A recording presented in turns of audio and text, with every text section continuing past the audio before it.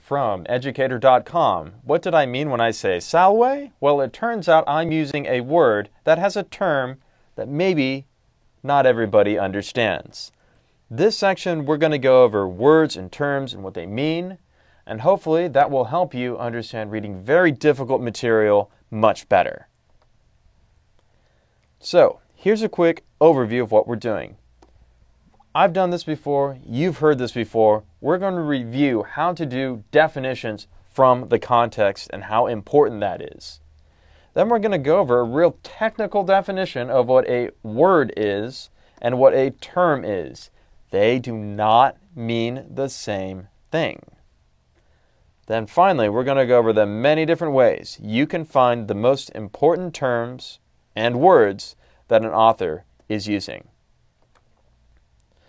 So, definitions from context. We've gone over this before. Let's go one more time.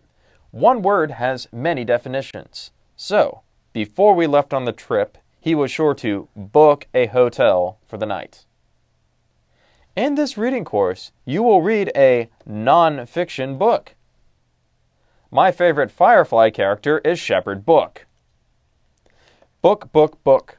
All three of these mean something totally different, and the only way you would understand what the writer means is if you were paying attention to the surrounding sentence and the overall context.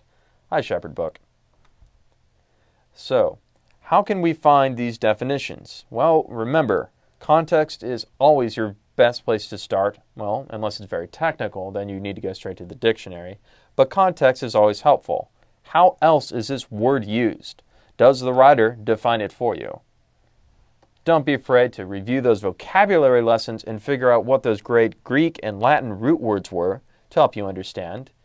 And if you're reading something that's just dry and technical and the author just assumes that you know what a word like biology means or what a Tesla coil is or what, an inductive motor is, don't be afraid to go to the dictionary. Sometimes words are just technical.